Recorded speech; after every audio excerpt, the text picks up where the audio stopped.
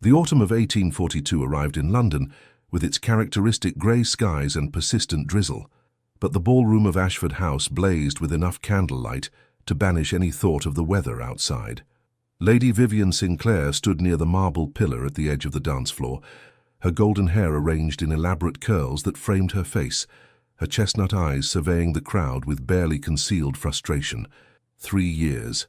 3 interminable years of subtle hints, carefully timed encounters, and what she considered rather obvious demonstrations of interest, all utterly wasted on the most infuriating man in England. William Hawthorne, Duke of Merridale, stood across the ballroom, his tall frame commanding attention even in a room full of nobility. His black hair was perfectly styled, his cravat tied with mathematical precision, and those devastating brown eyes currently focused on Lady Charlotte Pemberton, who giggled behind her fan at whatever charming nonsense he was undoubtedly spouting. "He is insufferable," Vivian muttered to her closest friend, Miss Eleanor Winters, who had materialized at her elbow with 2 glasses of champagne. "The Duke?" Eleanor asked innocently, though her eyes sparkled with mischief. "Whatever has he done now?" "Exactly nothing, which is precisely the problem." Vivian accepted the champagne and took a rather unladylike gulp. "Look at him, Eleanor, flirting with Charlotte Pemberton as though she hung the moon, when just last week he was composing poetry to Miss Thornbury's eyes." "Dreadful poetry from what I heard," Eleanor offered consolingly. "That is not the point." Vivian's voice rose slightly before she caught herself, lowering it to a fierce whisper. "The point is that William Hawthorne flirts with every woman in London except—" She stopped abruptly. "Except you," Eleanor finished gently. Vivian pressed her lips together. It was not entirely true. The Duke did flirt with her, but in the same casual, meaningless way he flirted with everyone else. There was no weight to it, no genuine interest. She was simply another name on his extensive list of charming diversions. "I have made my interest abundantly clear," Vivian said, her frustration bleeding into her words. "Last month at the Hartley Musicale, I practically quoted his own words back to him about Byron's poetry. At Lady Ashford's garden party, I arranged to be near the rose arbor at precisely the time he takes his constitutional. I have smiled, I have laughed at his jests, I have—" "You have done everything short of proposing to him yourself," Eleanor interrupted, not unkindly. "My dear Vivian, perhaps it is time to accept that the Duke of Merridale is simply not the marrying kind. He is 32 years old. He must marry eventually, if only to produce an heir. Yes, but eventually could be 10 years from now, and you cannot spend the next decade mooning after a man who treats you no differently than he treats Lady Pemberton or Miss Thornbury or any of the other dozen women he's charmed this season alone." Vivian knew Eleanor was right, which only made it more aggravating. She watched as William threw back his head and laughed at something Lady Pemberton said, his whole face transforming with genuine amusement. Her heart gave that familiar, painful squeeze it always did when she looked at him. Goodness gracious, she was pathetic. "What I need," Vivian said slowly, an idea beginning to form, "is to make him realize what he is missing." Eleanor's eyes widened. "Oh no, I know that expression. What are you planning?"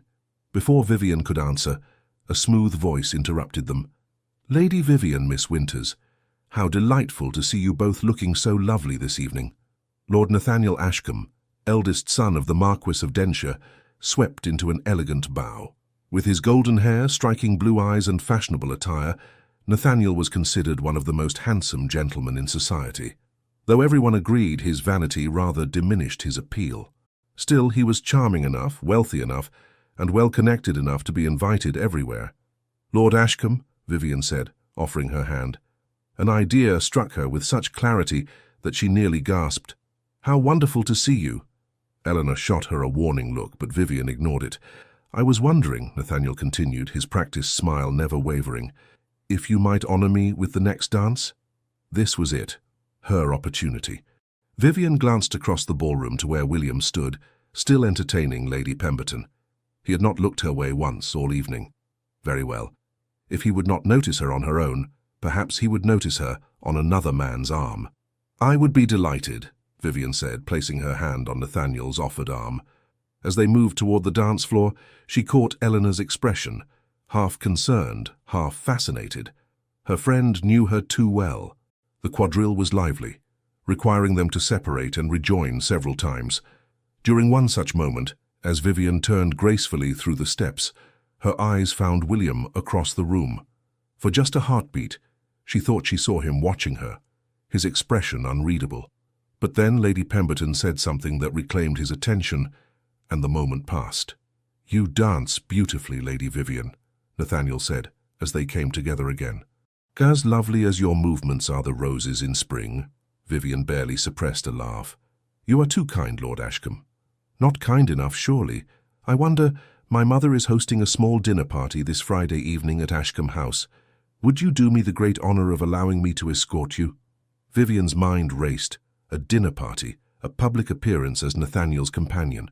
Precisely the sort of thing that would be noticed by everyone in society, including a certain duke. "I should be delighted," she heard herself say, "though of course I shall need to bring my chaperone, Mrs. Davies." "Naturally. Shall I call for you at 7 o'clock? "Perfect." As the dance concluded and Nathaniel escorted her back to Eleanor, Vivian felt a strange mixture of triumph and trepidation. She had set her plan in motion. Now she could only hope it would have the desired effect. "Have you lost your senses?" Eleanor hissed the moment Nathaniel departed. "Nathaniel Ashcombe? Everyone knows he is the vainest man in England." "Precisely," Vivian said, watching as William finally glanced in her direction. Their eyes met across the crowded ballroom, and she lifted her chin slightly, offering him a cool, polite smile, before deliberately turning away. "Sometimes, Eleanor, one must fight fire with fire." "I think you mean vanity with vanity." "That, too." What Vivian did not see, as she turned away, was the way William Hawthorne's expression shifted. The easy charm vanished, replaced by something harder, more focused. He excused himself from Lady Pemberton with such abruptness that the poor woman stood blinking in confusion, and his eyes tracked Vivian's golden head through the crowd with an intensity that would have startled her. He had noticed, oh yes, he had most definitely noticed. Friday evening arrived with unseasonable warmth, and Vivian spent far longer than necessary preparing for the dinner at Ashcombe House. Her lady's maid, Marie, arranged her hair in an elegant chignon, with several artful curls framing her face, and helped her into a gown of deep emerald silk that brought out the amber flecks in her chestnut eyes. "You look beautiful, my lady," Mrs. Davies said warmly, as Vivian descended the stairs of Everleigh House. The elderly widow had served as Vivian's chaperone since her come-out 5 years ago, and despite her proper demeanour, she possessed a knowing twinkle in her eye. "Lord Ashcombe is a very fortunate young man." "It is only a dinner, Mrs. Davies," Vivian said, though her heart was beating rather faster than usual.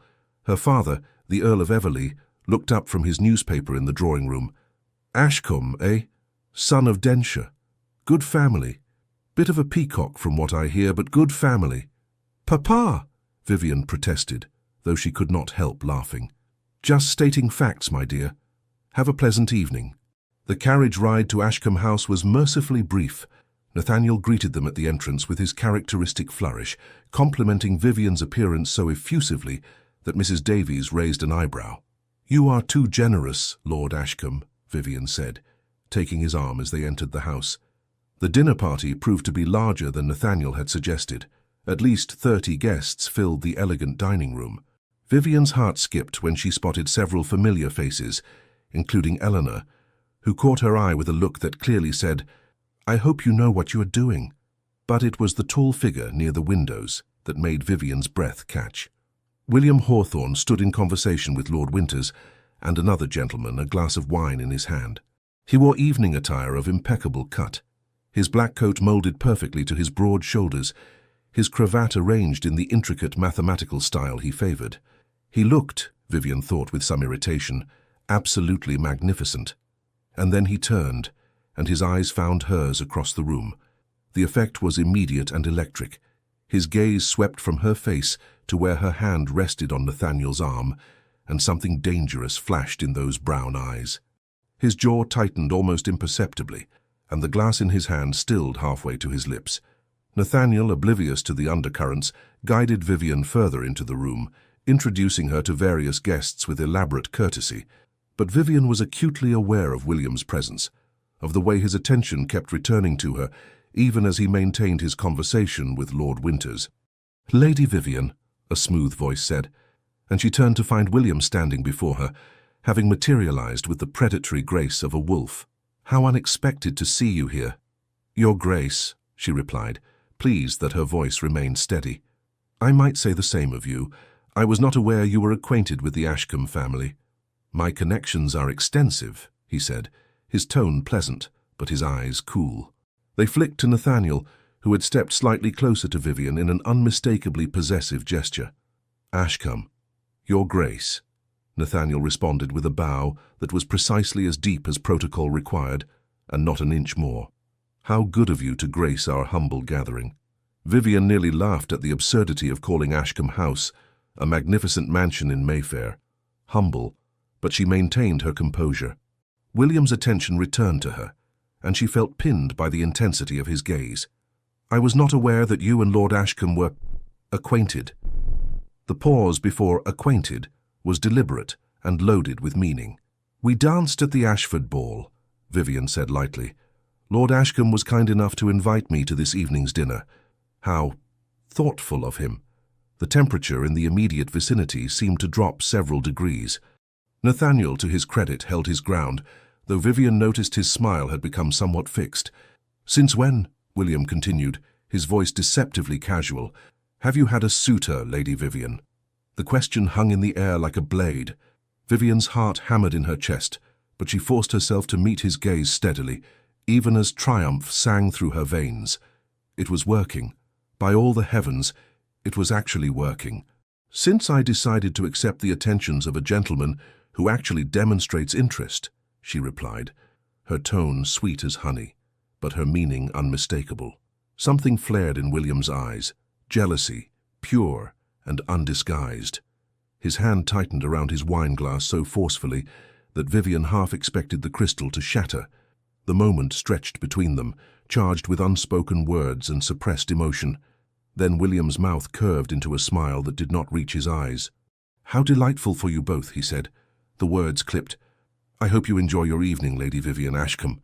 He turned and walked away with such barely controlled fury that several guests glanced after him in surprise. Vivian watched him go, her own emotions in turmoil.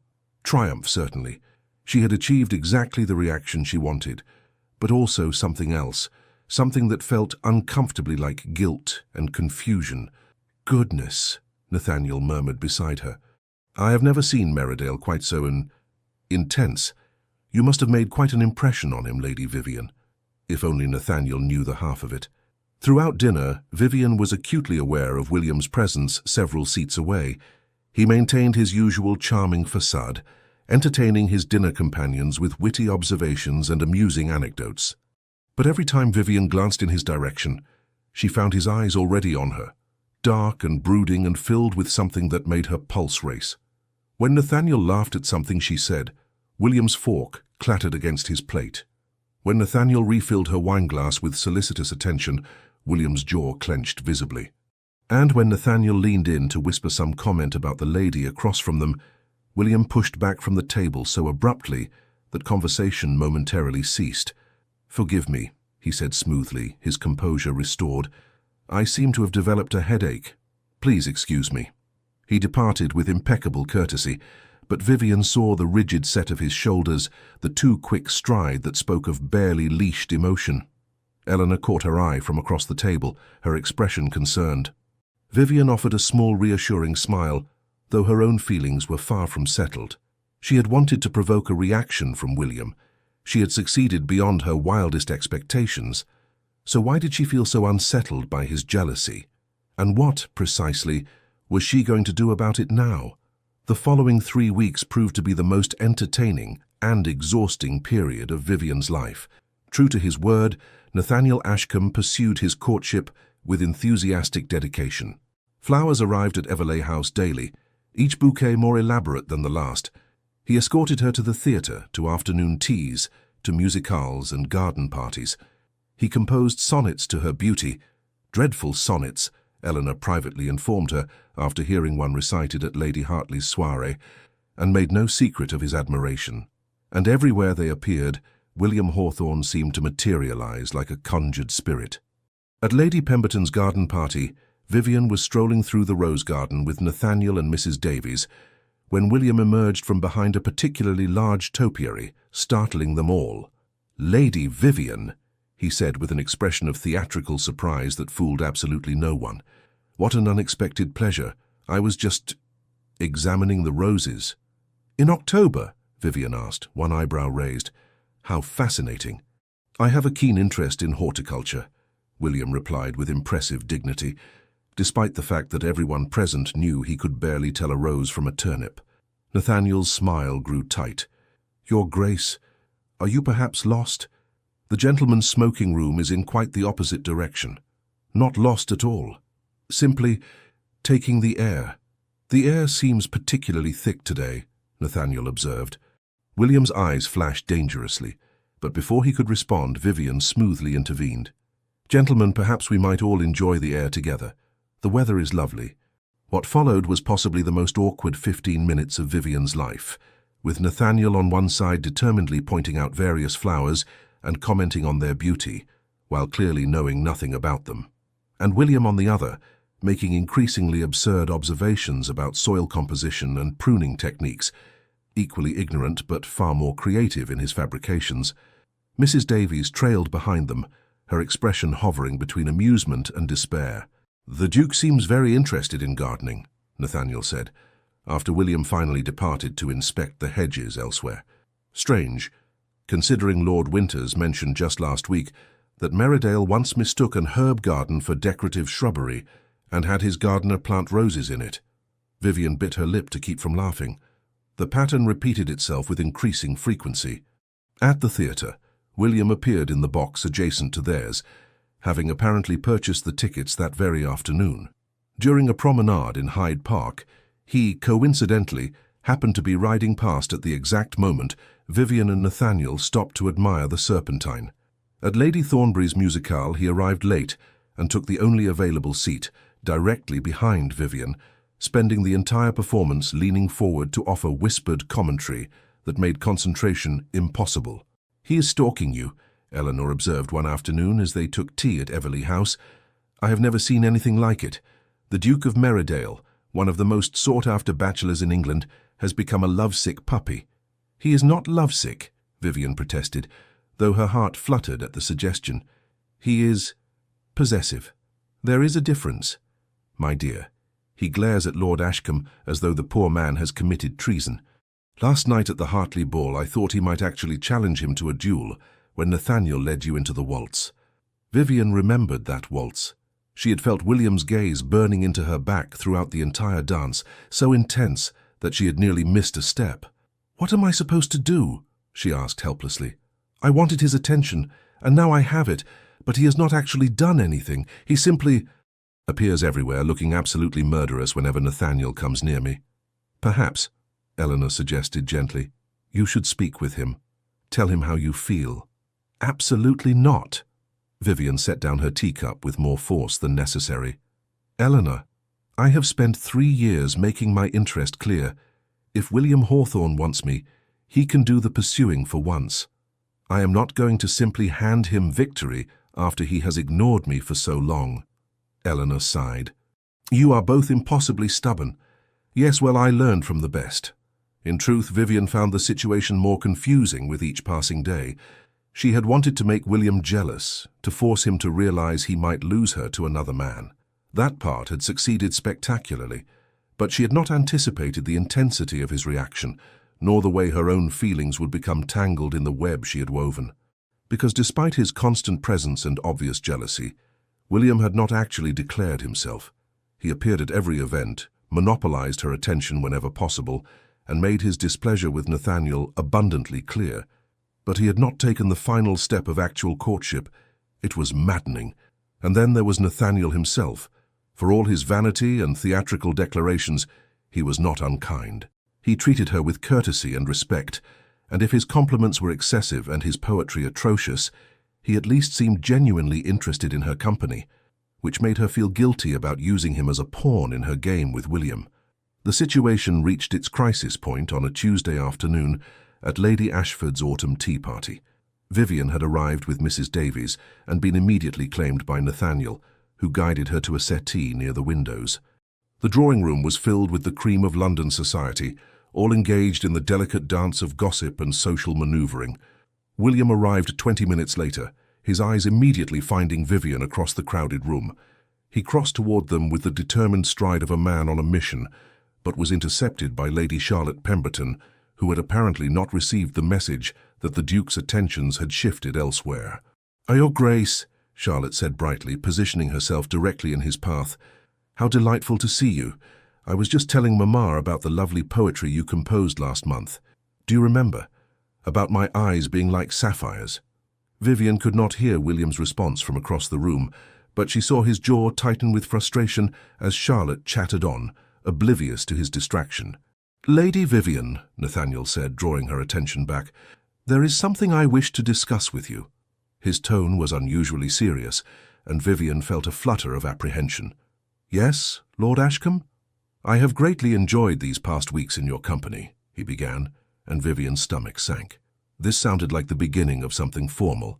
"You are the most captivating woman I have ever met, and I find myself—" "Lord Ashcombe," Vivian interrupted quickly, "perhaps this conversation would be better had in a more private setting."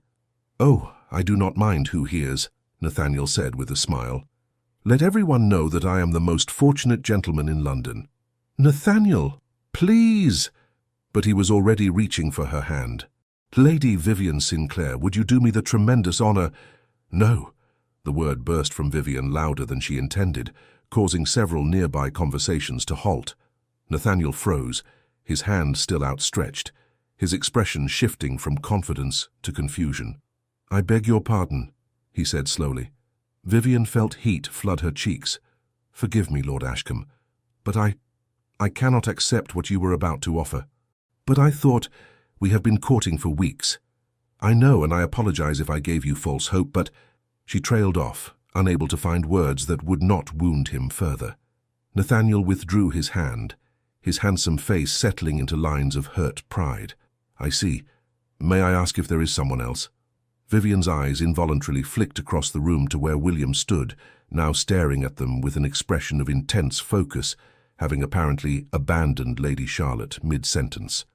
Nathaniel followed her gaze and his mouth thinned. "Ah, the Duke, I should have realized." "Nathaniel, I am truly sorry. No need to apologize, Lady Vivian," he said stiffly, rising to his feet. "You have made your feelings perfectly clear. If you will excuse me." He departed with as much dignity as he could muster, leaving Vivian sitting alone with a room full of curious eyes upon her. Mrs. Davies materialized at her elbow, offering silent support. Eleanor rushed over the moment Nathaniel disappeared. "What happened?" "I believe," Vivian said faintly, "I just ended a courtship that I am not entirely certain actually existed." "By thunder," Eleanor breathed. "Look at the Duke." Vivian looked. William was crossing the room toward her with single-minded intensity, his expression a mixture of hope and determination that made her heart race. But before he could reach her, Lady Ashford announced that tea would be served in the garden, and the crowd shifted, creating an impenetrable barrier between them. Vivian caught a glimpse of William's frustrated expression before she was swept up in the general movement toward the doors. By the time she reached the garden and extracted herself from a conversation with Lady Thornbury about embroidery patterns, William had vanished entirely. "He left," Eleanor reported, returning from a reconnaissance mission. "Lord Winters said he claimed a pressing engagement." Vivian felt an absurd urge to cry. "I do not understand him. He has been haunting my every step for weeks, glaring at Nathaniel as though plotting his demise, and now, when Nathaniel is finally out of the picture, he simply leaves." "Perhaps," Eleanor suggested carefully, "he does not know that Nathaniel is out of the picture. You did have your confrontation rather publicly, but that does not mean the Duke heard what was said." Vivian considered this. It was possible. William had been across the room, and the background chatter would have obscured their actual words. For all he knew, she might have accepted Nathaniel's proposal. "What do I do?" she asked helplessly. Eleanor squeezed her hand. "You wait, and you trust that if his feelings are genuine, he will find a way to make them known." But 3 days passed with no word from William. No flowers arrived at Everley House. No coincidental encounters occurred at social events. It was as though he had simply vanished from her life. Vivian told herself she was not disappointed. She had played her game and achieved her goal of making him jealous. If he chose not to act on those feelings, that was his decision to make. But in the quiet moments, usually late at night when sleep eluded her, she admitted to herself that she was desperately, hopelessly in love with William Hawthorne, and she had no idea what to do about it. The answer came on Friday afternoon, in the most unexpected way possible.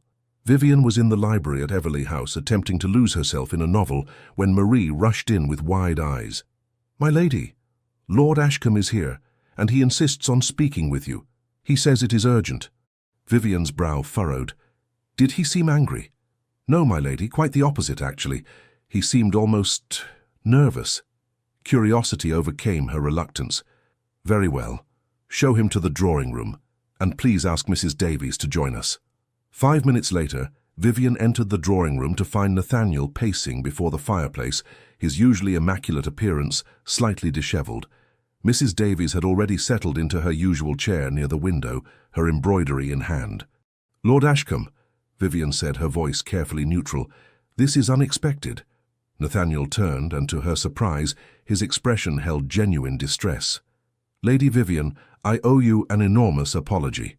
"Whatever for?" "For my behavior these past weeks, for pursuing a courtship that I now realize was not entirely genuine on my part." Vivian sank onto the settee, thoroughly confused. "I do not understand." Nathaniel took a deep breath, as though steeling himself.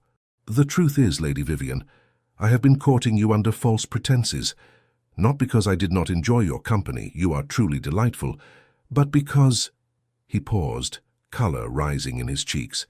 "Because I am in love with someone else."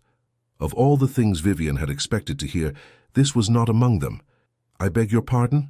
"Your companion, Miss Hartwell, your lady's maid sister, who sometimes attends social functions in your household. I met her at Lady Pemberton's musical last month, and I have not been able to stop thinking about her since." Vivian's mind reeled.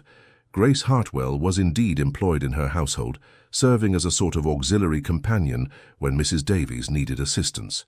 She was a pretty, sensible young woman, of respectable but modest family, exactly the sort of match that would scandalize Nathaniel's aristocratic family.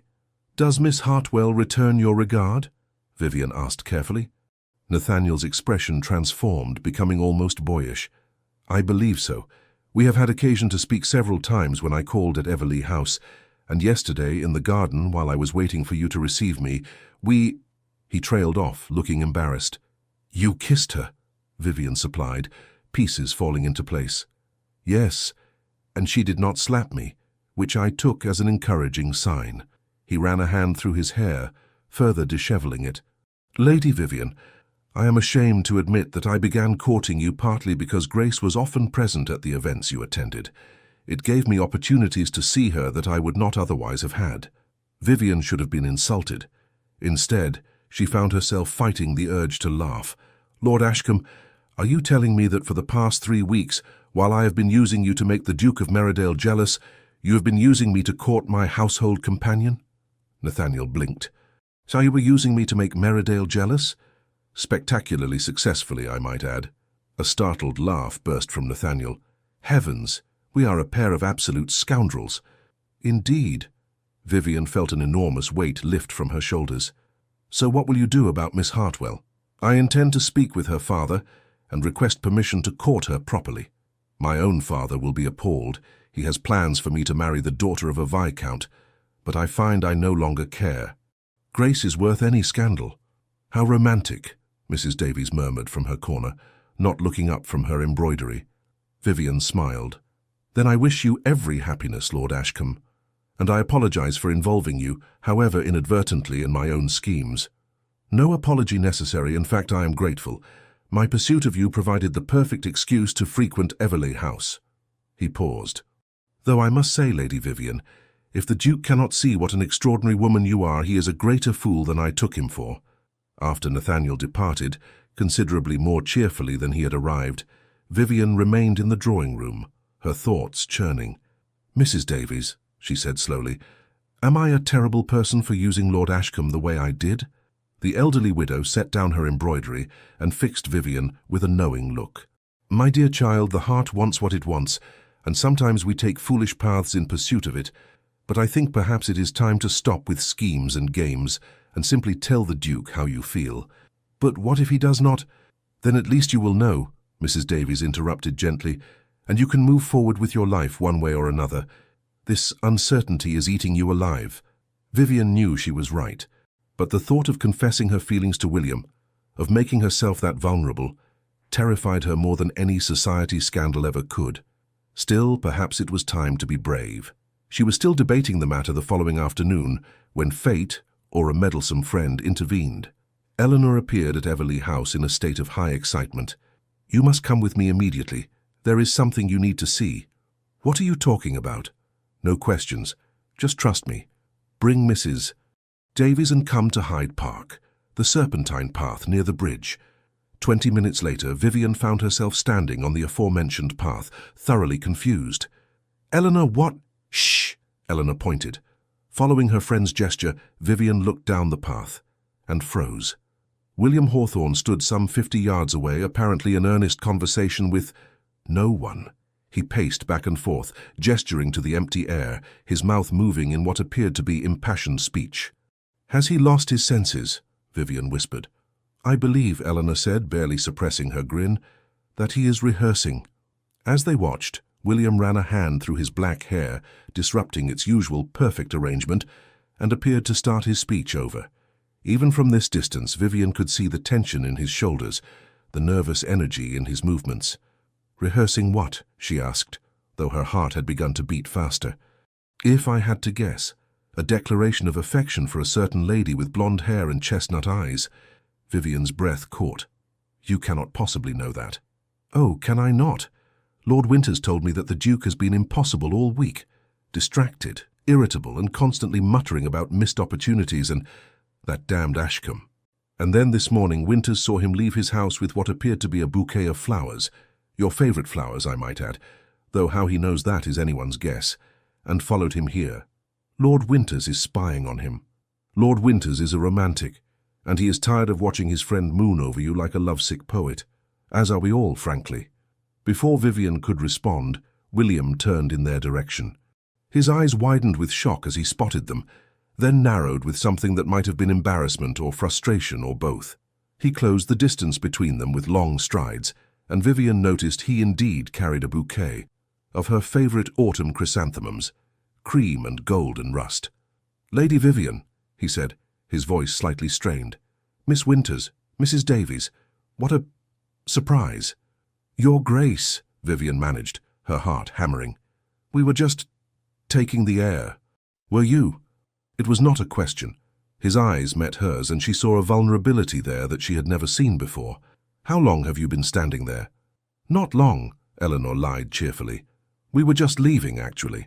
"Come along, Mrs. Davies. I believe we saw Lady Ashford near the East Lawn." "We did no such—" "Oh!" Mrs. Davies caught on, offering Eleanor her arm. "Indeed we did. Lady Vivian, we shall be just over there.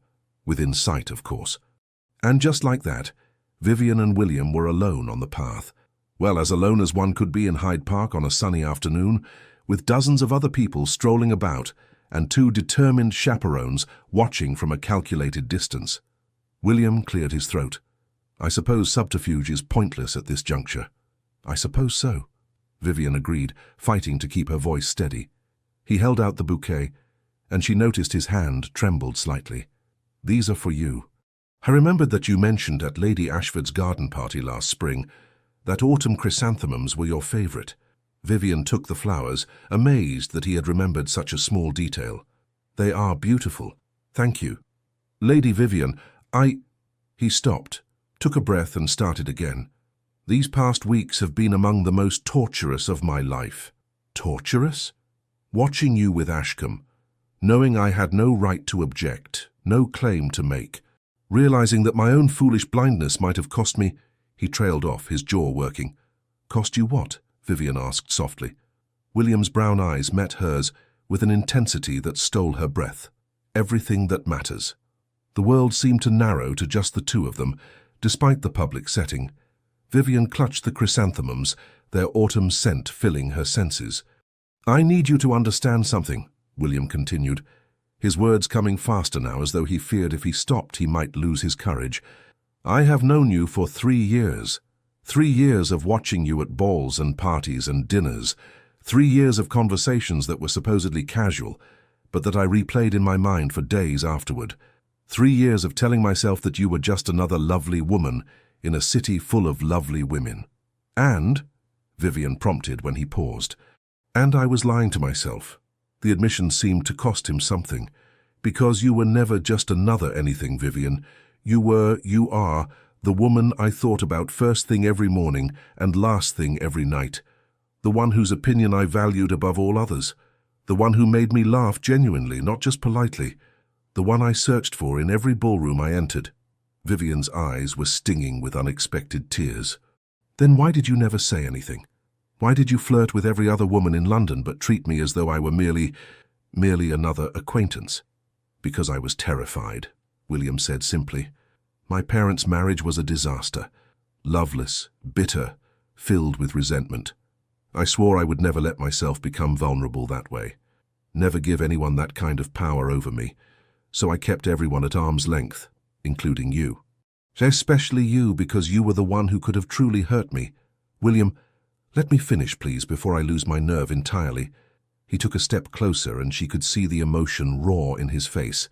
When I saw you with Ashcombe, when I thought I might have lost you to him, Vivian, it was like a blade to the heart. I realized that I had already given you that power, whether I acknowledged it or not. And that I was a complete fool for wasting 3 years when I could have been courting you properly. You thought I was going to marry him, Vivian said, understanding dawning. At Lady Ashford's tea party, you saw us talking and thought that you had accepted his proposal, yes, and I could not bear to watch it, so I left like a coward. He gave a self-deprecating laugh. Lord Winters called me 16 different kinds of idiot and told me to get my head out of my... Well, he used rather colourful language. The point is, I returned to Lady Ashford's house that evening, determined to speak with you, but you had already left, and then I spent the next 3 days trying to compose the perfect speech that would convince you to give me a chance, even though I deserved nothing from you after my behaviour. Vivian felt as though her heart might burst. The speech you were practicing just now. Yes. Though I had not intended for you to witness that particular humiliation. His expression turned rueful. I am making rather a mess of this. No, Vivian said softly. You are doing perfectly. Something like hope flickered in his eyes. Am I? I am not engaged to Lord Ashcombe, she said, deciding that honesty was the only path forward. I never was. In fact, the entire courtship was. She hesitated, then plunged ahead. It was a scheme, to make you jealous. William stared at her. What? I wanted you to notice me. After 3 years of dropping hints and trying to catch your attention and watching you flirt with every other woman in London, I decided to take matters into my own hands. So when Nathaniel showed interest, I encouraged it, to see if you would react. A startled laugh burst from William. You manipulative little... He stopped himself, but his eyes were dancing now. You were playing a game. Yes. And it worked spectacularly. Yes. I was absolutely beside myself with jealousy. Lord Winters said I was embarrassingly transparent and pathetic. You were rather obvious, Vivian admitted, unable to suppress her smile. William shook his head, his own smile breaking through. We are both absolute fools, are we not? Perhaps, but at least we are fools together. He reached for her hand, the one not holding the flowers, and Vivian let him take it, propriety be damned. His thumb traced circles on her palm, sending shivers up her arm. Lady Vivian Sinclair, he said, his voice low and serious despite the lingering amusement in his eyes. I am asking you, here and now, with all the sincerity in my heart, may I court you properly? No games, no schemes, just honest and genuine attention from a man who has been hopelessly in love with you for longer than he cares to admit. Vivian's breath caught. You love me. Desperately. Completely. Rather inconveniently, given how much time I have wasted. The tears that had been threatening finally spilled over. Yes, she said, laughing and crying at once. Yes, you may court me, William Hawthorne. Though I should warn you, I am hopelessly in love with you as well, and I have been for at least 3 years. 3 years? He looked stunned. And you never said anything? Neither did you. Touché. He raised her hand to his lips, pressing a kiss to her knuckles that made her knees weak. "Then let us make a pact. No more games, no more pretending, no more wasted time. Just us being honest with each other from this moment forward." "Agreed," Vivian said. From their position near the east lawn, Eleanor and Mrs. Davies were undoubtedly watching this entire exchange with great satisfaction, but Vivian found she did not care. All that mattered was the man standing before her, holding her hand as though it were something precious, looking at her as though she hung the moon and stars. "There is one thing I am curious about," William said after a moment. "Yes? Lord Ashcombe. Is he terribly heartbroken?" Vivian laughed. "Not even slightly. It turns out he was using me to spend time with my household companion, Miss Hartwell. They are quite in love, apparently." William's eyebrows shot up. "So we were both schemes within schemes?" "It would appear so." "Good heavens, the gossips are going to have a field day with this." "Let them," Vivian said recklessly. "I find I no longer care what anyone thinks." William's smile turned devastating. "My darling Vivian, I believe we are going to get along splendidly." And there, in the middle of Hyde Park on a perfect autumn afternoon, with Mrs. Davies and Eleanor as willing witnesses and half of London society potentially watching, William Hawthorne, Duke of Meridale, began his proper courtship of Lady Vivian Sinclair. It was, Vivian thought, about damn time, though of course she kept that particular sentiment to herself. If Vivian had thought William's pursuit during her courtship with Nathaniel was intense, it was nothing compared to his attentions once he had been given explicit permission to court her. The man was relentless. Flowers arrived at Everley House every morning, always her favourites, always accompanied by notes written in his elegant hand that ranged from witty to devastatingly romantic.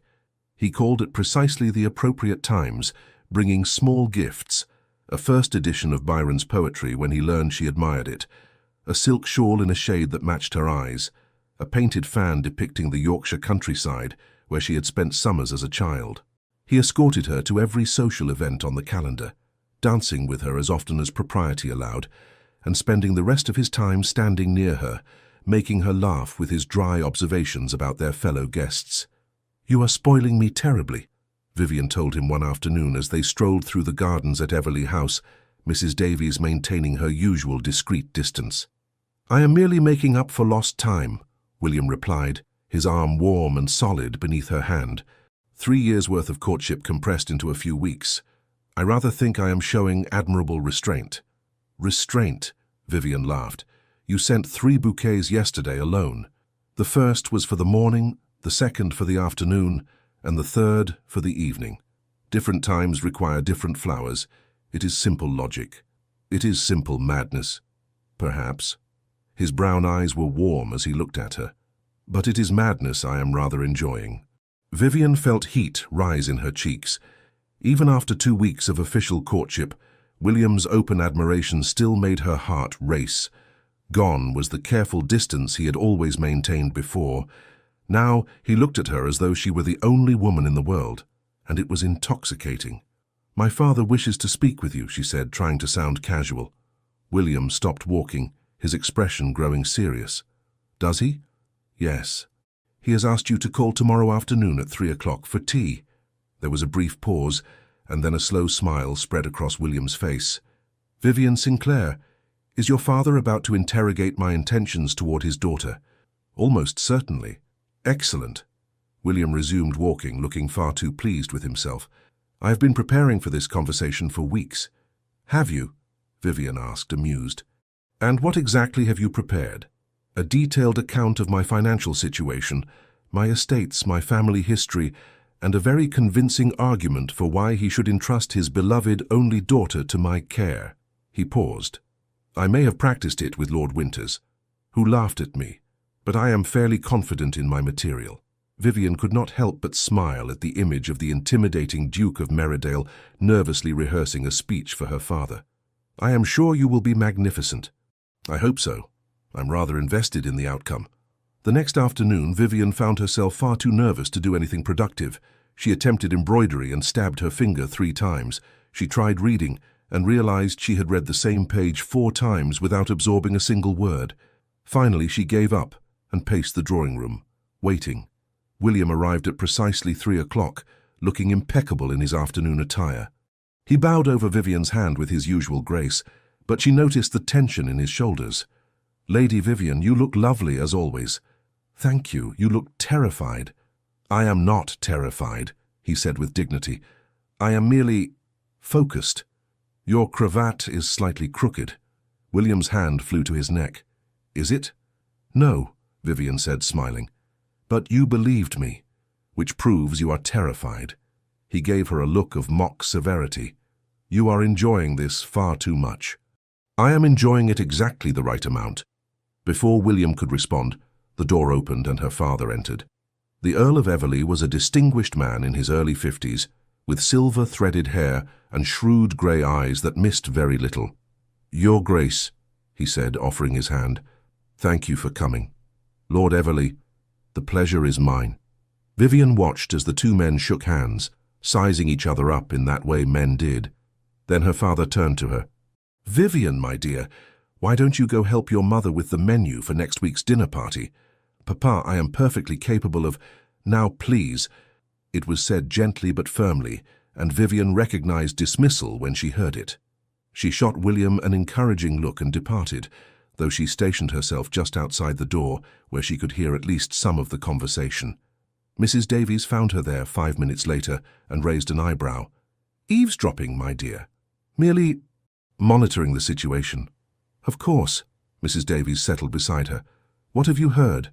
"They have been discussing crop yields on the Merridale estates for the past 3 minutes.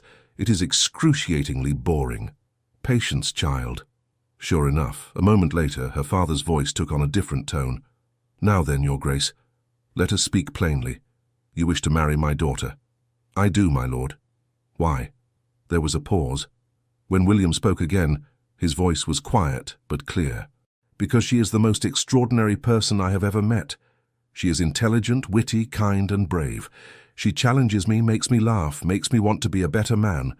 I have wasted 3 years being a fool, and I do not intend to waste another moment. I love your daughter, Lord Everley, and if you will grant me permission, I would like to spend the rest of my life proving to her that she made the right choice in accepting my courtship." Vivian pressed her hand to her mouth, her eyes stinging with tears.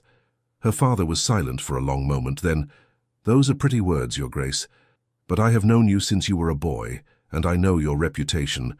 You have broken more hearts in London than most men manage in a lifetime." "I have," William acknowledged, and Vivian could hear the regret in his voice.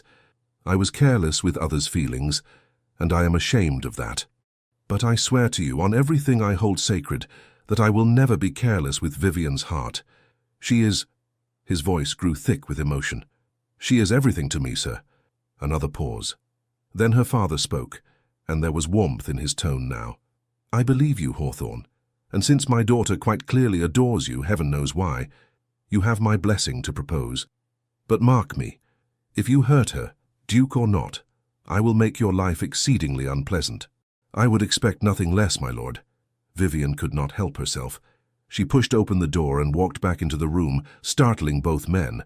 "Vivian," her father said, "were you listening at the door?" "Absolutely not," she lied without shame.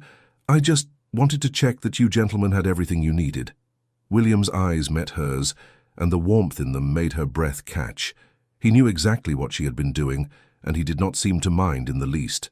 "We are quite well," her father said dryly. "In fact, the Duke was just leaving. I believe he has some matters to attend to." William stood, bowing to her father before turning to Vivian. "Lady Vivian, perhaps you would do me the honor of a carriage ride tomorrow afternoon. There is something I would like to discuss with you." "I would be delighted," Vivian said, her heart hammering. After William departed, her father looked at her with fond exasperation. "You were absolutely listening at the door." "Yes, Papa. What am I going to do with you?" "Wish me happy," Vivian suggested hopefully. Her father's expression softened. "Always, my dear, always." The next afternoon was bright and clear, with that particular quality of autumn light that made everything seem sharper, more vivid. Vivian dressed with particular care in a walking dress of deep burgundy, her hair arranged in loose curls that Marie insisted made her look like a heroine from a novel. William arrived with his finest carriage, and without a groom, she noticed, which was slightly improper but not scandalously so, especially given Mrs. Davies' presence. They drove to Richmond Park, where the trees were ablaze with autumn colour. William guided the horses expertly along the winding paths, making light conversation about the weather and the upcoming Hartley ball. But Vivian could sense an undercurrent of nervous energy in him. Finally, they reached a secluded grove overlooking the Thames, and William brought the horses to a stop. "Mrs. Davies," he said, turning to address her chaperone, "would you mind terribly if Lady Vivian and I took a brief walk? I promise to keep her in your sight at all times." Mrs. Davies smiled. "I suppose that would be acceptable, Your Grace. I shall remain here with the carriage." William helped Vivian down, and they walked together toward a bench situated beneath an ancient oak tree. The view was spectacular, the river winding silver below them, the city hazy in the distance, the park spread out in a carpet of red and gold. "This is beautiful," Vivian said softly. "I thought you would like it." William took both her hands in his, and she noticed they were trembling slightly. "Vivian, there is something I need to say to you." "Yes?" He took a deep breath. "When I first realized I loved you, I was terrified. I told myself it was just attraction, just interest, just anything but love. Because love meant vulnerability, and vulnerability meant potential pain, and I had spent my entire adult life avoiding both. William, please, let me finish. I need you to understand." His brown eyes were intense, earnest. "I watched my parents destroy each other with their indifference and resentment. I swore I would never let anyone have that kind of power over me. But what I did not understand, what I was too foolish to realize, is that love is not about power. It is about trust. It is about choosing every day to be vulnerable with someone who will treat that vulnerability as the precious gift it is." Vivian's eyes were stinging with tears. "You trust me? Completely, utterly. You could shatter me, Vivian Sinclair. You have the power to hurt me more than anyone else in the world." He smiled, and it was the most open, genuine expression she had ever seen on his face. "And somehow, that does not terrify me anymore. Because I know that you would never misuse that power." "I would not," she whispered. "I promise you, William, I would never.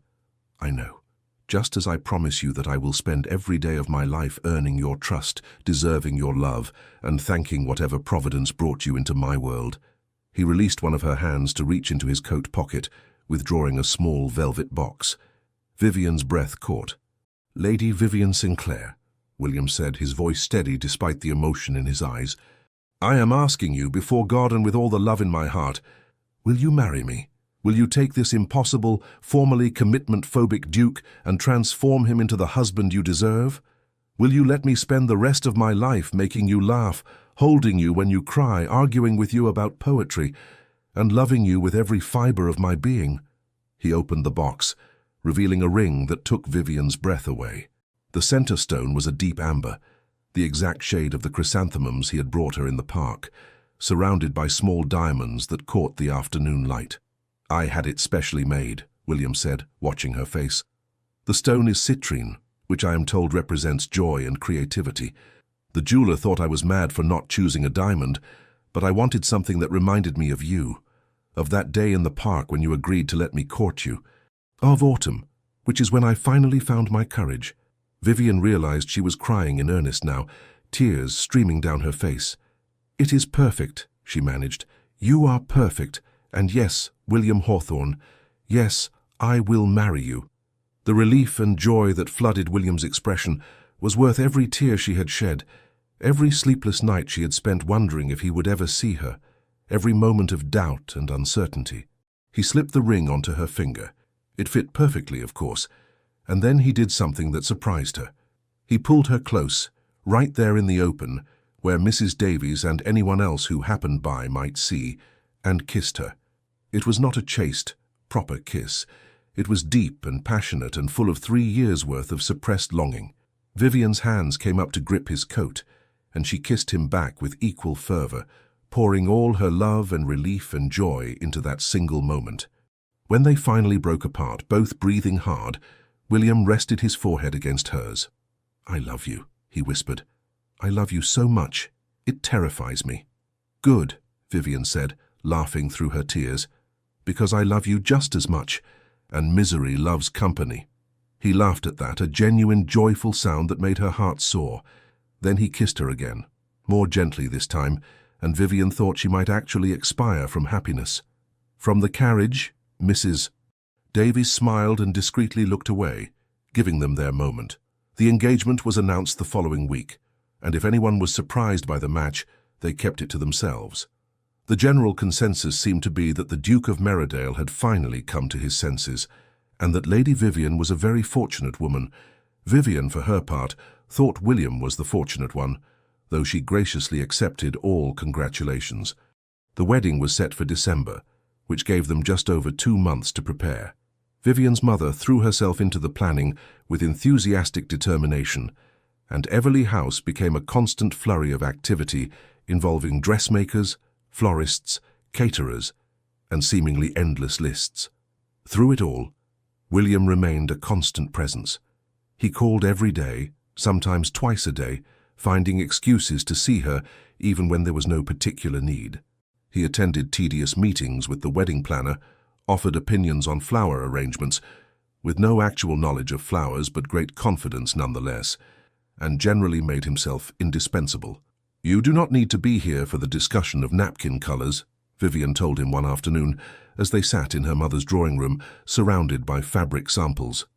"On the contrary, I have very strong feelings about napkin colors," William said seriously. "That ivory is clearly superior to this cream. The undertones are completely different." Vivian's mother looked delighted. "Finally, someone who understands. Lord Everleigh insists they are identical." "Men of taste know the difference, Lady Everleigh." After her mother departed to consult with the housekeeper, Vivian turned to William with raised eyebrows. "You cannot tell the difference between those napkins." "Not even slightly," he admitted cheerfully. "But your mother was so pleased when I agreed with her, and I'm attempting to establish myself as the ideal son-in-law." "You are ridiculous." "Yes, but I am your ridiculous, which makes it acceptable." Vivian could not argue with that logic.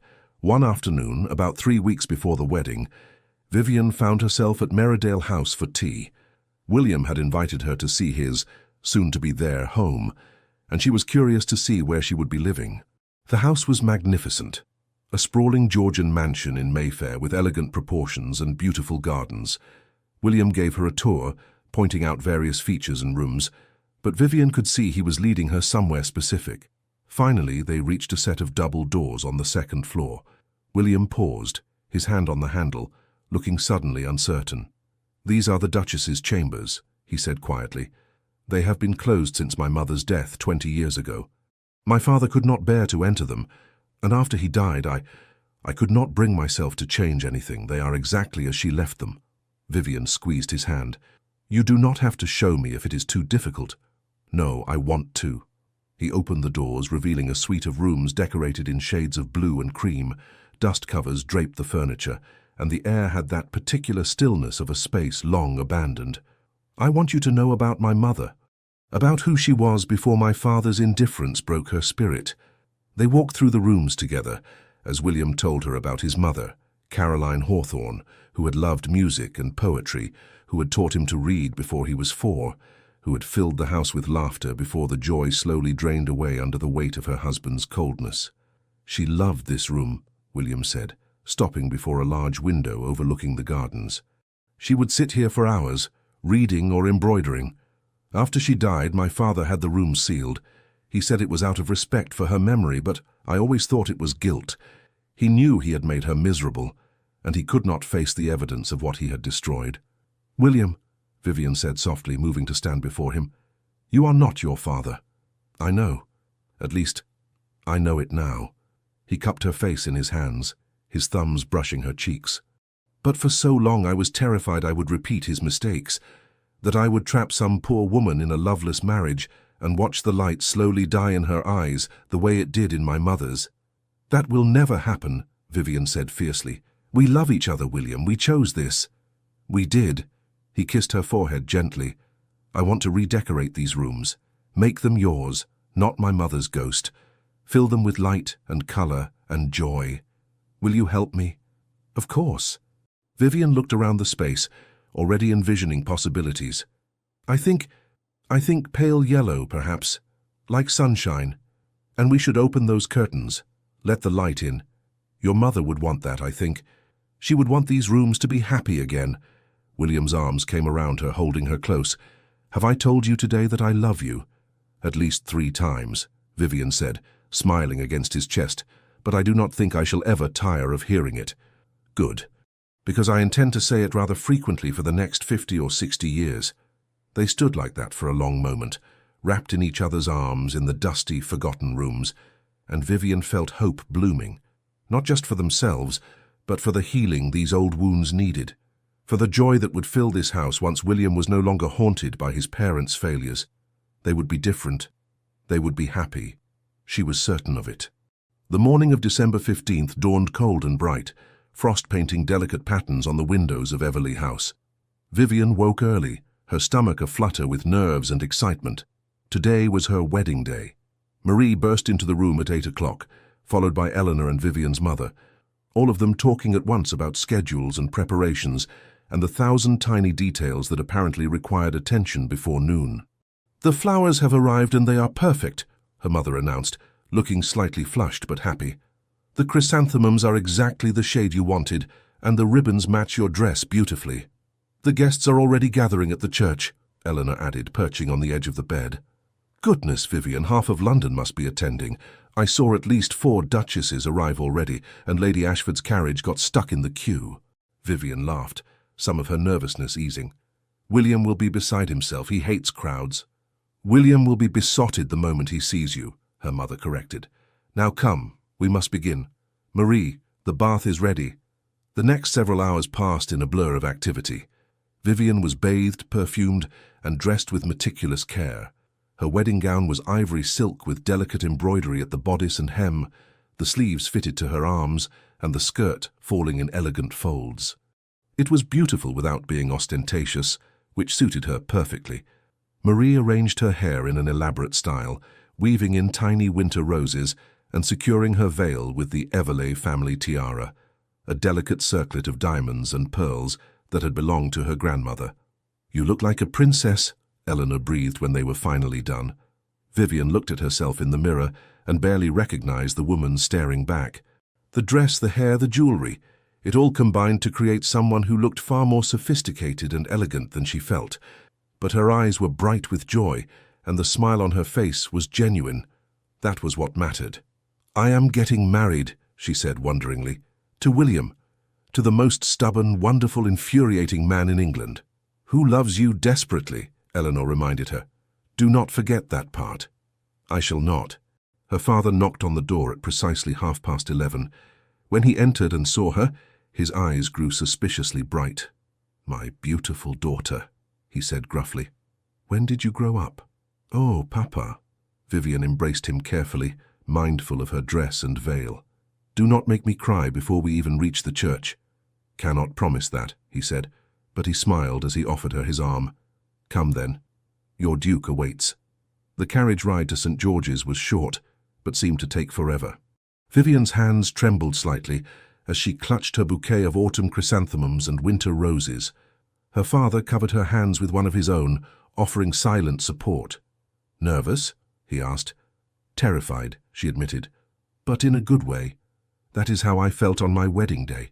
The best decision I ever made, marrying your mother." He paused. "I think you are making a good decision too.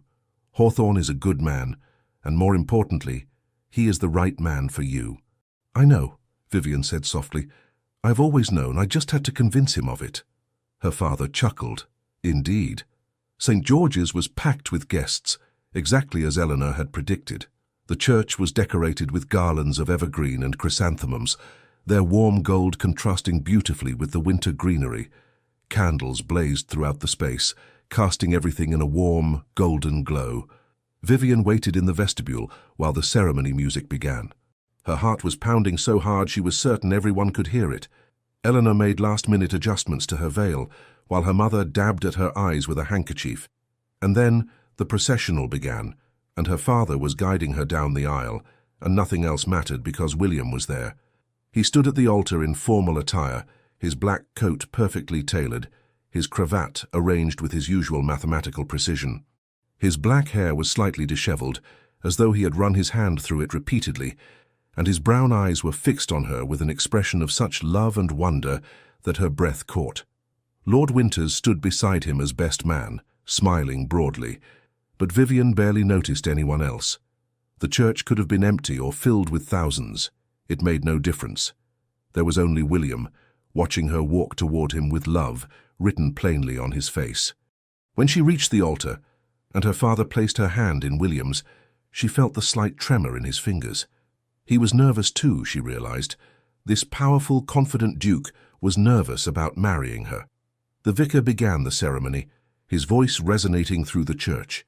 Vivian heard the words as though from a great distance. All her focus was on William's hands holding hers, on his eyes locked with hers, on the moment when they would be bound together forever. "Do you, William Marcus Hawthorne, Duke of Merridale, take this woman to be your lawfully wedded wife?" the vicar intoned. "To have and to hold from this day forward, for better, for worse, for richer, for poorer, in sickness and in health, to love and to cherish till death do you part?" "I do," William said, his voice clear and strong. "With all my heart, I do." "And do you, Vivian Elizabeth Sinclair, take this man to be your lawfully wedded husband? To have and to hold from this day forward, for better, for worse, for richer, for poorer, in sickness and in health, to love and to cherish, till death do you part?" "I do," Vivian said, smiling through happy tears. "Absolutely and forever I do." They exchanged rings, simple gold bands that William had insisted on, saying he wanted to wear a visible symbol of his devotion. And then the vicar was pronouncing them husband and wife, and William was lifting her veil with trembling hands and kissing her with a tenderness that made her heart swell. The church erupted in applause and cheers. Vivian laughed against William's lips, and he smiled as he pulled back, his eyes dancing. "Hello, wife," he murmured. "Hello, husband," she replied. They walked back down the aisle together, hands clasped, both grinning like absolute fools. Vivian caught glimpses of familiar faces, Eleanor weeping openly, her mother and Mrs. Davies both dabbing at their eyes, her father looking proud and emotional. Even Nathaniel Ashcombe was there, seated beside a blushing Grace Hartwell, both of them smiling warmly. The wedding breakfast at Everleigh House was a magnificent affair. The ballroom had been transformed with winter flowers and hundreds of candles, and the feast was extraordinary. Vivian barely tasted any of it, too caught up in the joy of the occasion and the constant press of well-wishers offering congratulations. William remained at her side throughout, his hand finding hers at every opportunity, his attention never wavering from her, even as he made polite conversation with various guests. "You are being very attentive," she teased during a brief moment of relative privacy. "I am simply ensuring my investment," he replied with mock seriousness. "I went through considerable effort to win you. I am not about to let you escape now." "Escape? We are married, William. I cannot escape. Precisely my plan all along. I am very cunning." She laughed, and he stole a kiss. Propriety be damned. Lord Winters proposed the first toast, his speech full of affectionate jokes about William's transformation from confirmed bachelor to besotted husband. "I have known Merridale for 20 years, he concluded, raising his glass, "and I have never seen him as happy as he has been these past months. Lady Vivian, I beg your pardon, Your Grace, you have accomplished what we all thought impossible. You have made this impossible man understand what truly matters. To the Duke and Duchess of Merridale." "To the Duke and Duchess," the guests echoed, and Vivian felt tears prick her eyes again. As the afternoon wore into evening, the celebration continued. There was dancing. William claimed Vivian for the first waltz, holding her so close that Eleanor teasingly called it scandalous, and more food and toasts and laughter. Finally, as the winter sun began to set, William leaned close and whispered, "Would you think me terribly rude if I suggested we escape our own wedding breakfast?" Vivian glanced around at the still crowded ballroom. "Where would we go?" "Home," he said simply. "Our home. I want to begin our life together, Vivian. Just the two of us." She felt warmth spread through her chest. "Yes," she said. "Let us go home." They made their excuses to her parents, who smiled knowingly and offered no objections. Then, with the help of Eleanor and Lord Winters creating a distraction, they slipped away to the waiting carriage. As they drove toward Merridale House through the twilit streets of London, William pulled Vivian close against his side. "Happy?" he asked. Deliriously, she replied. Though I confess I am a bit nervous about what comes next. As am I, he admitted, but we shall figure it out together. That is rather the point of marriage, I think. Meredale House glowed with welcoming light as they approached. The staff had lined up to greet them, offering congratulations and well wishes. Mrs. Patterson, the housekeeper, presented Vivian with the keys to the house with great ceremony. Welcome home, Your Grace, she said warmly. Thank you, Vivian replied, feeling slightly overwhelmed by the title. She was a duchess now, the Duchess of Meredale. It still seemed unreal. William dismissed the staff for the evening, giving them permission to celebrate below stairs. Then he turned to Vivian with a slightly mischievous expression. Come with me. I have something to show you. He led her upstairs to the rooms that had once been his mother's, the Duchess's chambers. But when he opened the doors, Vivian gasped. The space had been completely transformed. Gone were the dust covers and musty air. The walls had been painted a soft, sunny yellow, exactly as she had suggested. New curtains in cream silk framed the windows, and elegant furniture in honey-colored wood filled the space. Fresh flowers bloomed in vases throughout the rooms, and a fire crackled welcomingly in the hearth. William, she breathed, when did you— I have been working on it since the day you first saw these rooms, he said. I wanted them to be ready for you, for us, a new beginning in a space that had known too much sorrow. Vivian walked through the transformed chambers, touching the beautiful fabrics, admiring the thoughtful details. Everything was perfect, warm and welcoming, and full of light. There is one more thing, William said, guiding her to a small writing desk by the window. A leather-bound book rested on its surface. Open it. Vivian opened the book and found it full of William's handwriting, pages and pages of it. She read the first entry, dated 3 years prior. I saw Lady Vivian Sinclair at the Pemberton Ball tonight. She wore green, which brought out the gold in her eyes. We discussed Byron's poetry, and she challenged my interpretation with such intelligence and wit that I found myself utterly captivated. I told myself it was merely intellectual admiration. I am beginning to suspect I was lying to myself even then. You kept a journal about me, Vivian asked, her voice thick with emotion. For 3 years, William confirmed. Every encounter, every conversation, every moment I spent convincing myself I was not falling in love with you. I thought perhaps someday I might give it to you, so you would know that even when I was being an absolute fool, some part of me always knew you were special. Vivian turned to find him watching her with such tenderness that her heart ached. I love you, she said simply. So very much. And I love you. He crossed the room and took her hands.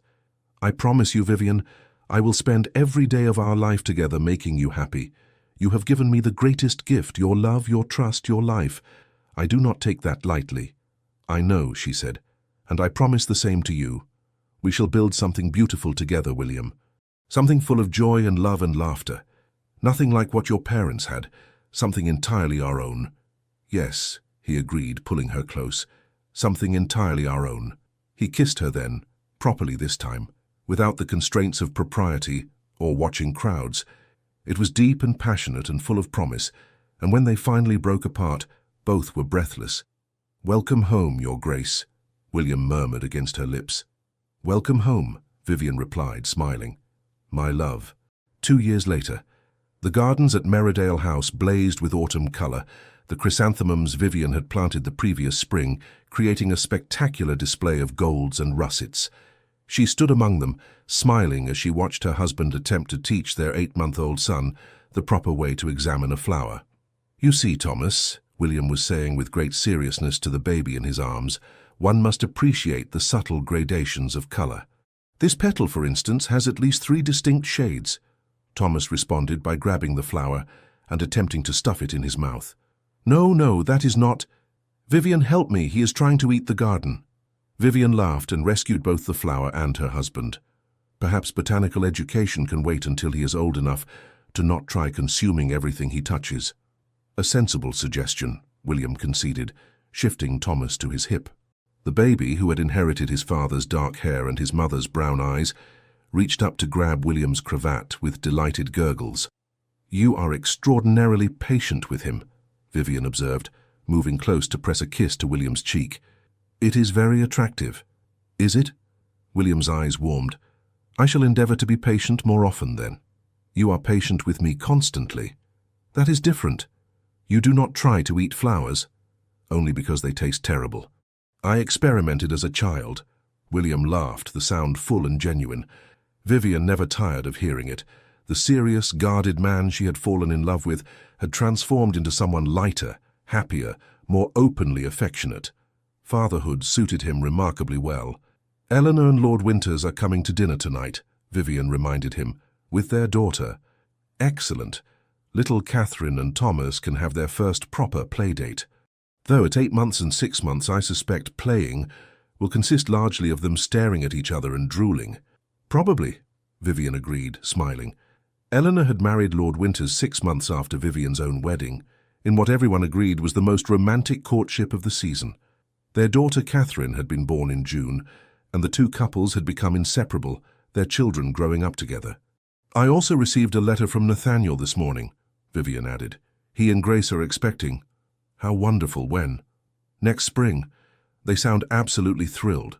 William shook his head wonderingly. Who would have thought that your scheme to make me jealous would result in 2 happy marriages and soon to be 3 children? I am an excellent schemer, Vivian said smugly. You are a menace, William corrected, but he was smiling.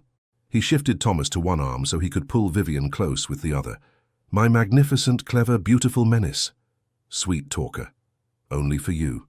Thomas chose that moment to grab a fistful of Vivian's hair, yanking with surprising strength for such a small person.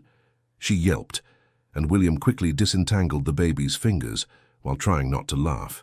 Parenthood is very glamorous, Vivian said dryly, smoothing her disheveled hair. Indeed, just as I always imagined. They stood together in the garden, their son between them, surrounded by the flowers Vivian had planted to mark their new beginning. The afternoon sun was warm despite the autumn chill, and from somewhere nearby came the sound of birdsong. Are you happy? William asked softly, the question he posed often as though still slightly amazed by their life together. Vivian looked at him, at this man who had been so afraid of love, who had wasted 3 years keeping her at arm's length before finally surrendering to what he felt, at their son, already showing signs of his father's stubbornness and his mother's curiosity, at the home they had built together full of warmth and laughter and joy. Happier than I ever dreamed possible, she said honestly. You? More than I deserve, William replied. But I am learning to accept good fortune when it finds me. Good, because I have no intention of letting you forget how fortunate you are. I would expect nothing less. Thomas began to fuss, making the particular sound that meant he was tired and hungry and generally done with outdoor activities. William and Vivian exchanged a knowing look and began heading back toward the house, their steps naturally matching. Do you remember, William said as they walked, that day in Hyde Park when I was rehearsing what to say to you? You mean when Eleanor and I caught you talking to yourself like a madman? I prefer to call it practicing important oratory, but yes, I was so nervous I could barely form coherent thoughts. You were very sweet and very transparent. I was terrified you would reject me. Vivian stopped walking and turned to face him. William Hawthorne, I loved you for 3 years before you ever worked up the courage to court me properly. There was never any chance I would reject you. I know that now, he said, but at the time I had convinced myself I had wasted all my opportunities, that I had left it too late. I thought you might accept Nathaniel's proposal just to spite me. I considered it, Vivian admitted, for about half a second. Then I remembered I was hopelessly in love with you, and spite seemed like a poor foundation for marriage. Wise woman. Indeed. They reached the house, and William passed Thomas to his nurse for feeding and a nap. Then he turned to Vivian with the mischievous expression she had come to know very well. We have approximately 2 hours before our son wakes and before our guests arrive, he said. Whatever shall we do with such abundant free time? I can think of several possibilities, Vivian replied, matching his tone, though most of them involve significantly less clothing than we are currently wearing. Scandalous. William took her hand, leading her toward the stairs. I am shocked and appalled at your suggestion. No, you are not. No, I am not, he agreed, grinning. I am, in fact, entirely in favor of this plan. They climbed the stairs together, laughing like newlyweds despite 2 years of marriage, and later, wrapped in each other's arms in the sunny yellow rooms that had once known only sorrow, Vivian reflected on the strange path that had brought them here. A scheme born of frustration, a courtship built on jealousy, a love that had always existed but took years to acknowledge, and through it all the simple truth that some people were meant to find each other, no matter how long it took or how many obstacles stood in their way. "I love you," William murmured against her hair. "Today, tomorrow, and for all the tomorrows we have left." "I love you too," Vivian replied, snuggling closer. "My impossible Duke." "Your impossible Duke," he agreed. "Now and always." Outside, the autumn wind rustled through the gardens, carrying the scent of chrysanthemums, those flowers that had become their symbol, marking the day everything changed. The day jealousy gave way to honesty, and games gave way to genuine devotion. And in the house that had once been cold and empty, laughter rang out, the sound of a family built on love and trust, and the simple joy of being together. It was, Vivian thought as sleep began to claim her, the perfect ending to their story, or rather, the perfect beginning to the rest of their lives. The end. Thank you so much for staying with us until the end of this beautiful story. We truly hope it warmed your heart and reminded you that love, no matter how delayed or complicated, always finds a way. If you enjoyed this video, please like, comment, share, and subscribe to our channel. Your heartfelt support keeps us motivated to tell more stories full of romance, healing, and emotional redemption. And don't forget, at the end of this video, another story from our channel will appear.